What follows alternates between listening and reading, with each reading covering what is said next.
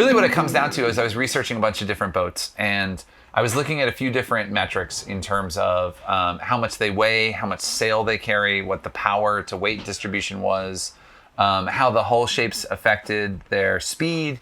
And what I wanted to do is I wanted to buy the fastest possible cruising / racing boat that I can. You know, there's sort of pure cruising boats that sort of say they're fast but aren't.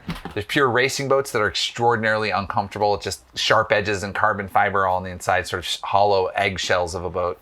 I wanted a sturdier boat than that, but still very far on the racing side. And so I created a bunch of spreadsheets, looked through numbers for a couple of years, looked at different things, sort of started sussing things out. Really what it came down to is that I discovered this company Pogo, which is a small shipyard in Brittany, France. And they only make, I think, only between 25 and 40 boats a year. Not a lot, but they're known for being sort of performance, really performance-oriented boats. And so they had not made a Pogo 50, which is the size that I was looking at. They hadn't made one for several years. They'd only made 5 previously, but hadn't made one for a few years. And so, when I got in touch with them, they said, yeah, these boats don't sell that much because they're a little bit more expensive. And we tend to go with a more pure racing crowd. And I was like, great, this is the boat I want, but I actually don't want all of the creature comforts that you would normally put in one of your 50-foot cruising boats. And so once I picked the boat, then the conversation moved on to the design of the boat, which was, the design spec was, I want to push, if it's a cruiser / racer, I want to push as far on the envelope from a racing perspective as possible.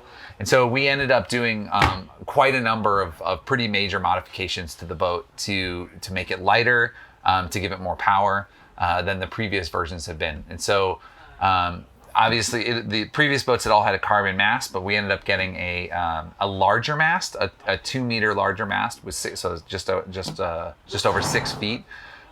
Significantly increased the power of the sails on the boat. 6 feet may not sound like a lot, but the power in the sail goes up exponentially with the size of it. And so when you make the mast just even a little bit taller, the power on the boat actually goes up quite a bit. So we did that, but then we actually made the mast lighter by using a stronger carbon fiber, changed all the spreaders, which are the pieces that hold the shroud. The mast is the thing that goes up the boat. The shrouds are the things that hold it up, and the spreaders are the things that separate the mast from the shrouds. And so all of that got turned into carbon fiber, really high quality, low weight carbon fiber. I removed the normal version of this boat, comes with several heads, several toilets. And so I removed one of those. So we went down to just one. And then just a lot of other minimalist sort of decisions where we didn't get a lot of the creature comforts that you would normally get on a big cruising boat. And the sum total of that is that the boat weighs just under 19,000 pounds, like 18.5. And for a 50-foot boat, that's quite 50-foot cruising boat. That's quite light. It's really lighter than any other cruising boat on the market, because the Pogo's whole design philosophy is to do these custom-oriented jobs. So if you look at the size of the mast and the size of the sails compared to the weight of the boat, it ends up being very far into the racing category. And so the boat should be very fast. It should top out well above 20 knots, which is extraordinarily fast for a sailboat. The boat actually planes up on top of the water under sail power.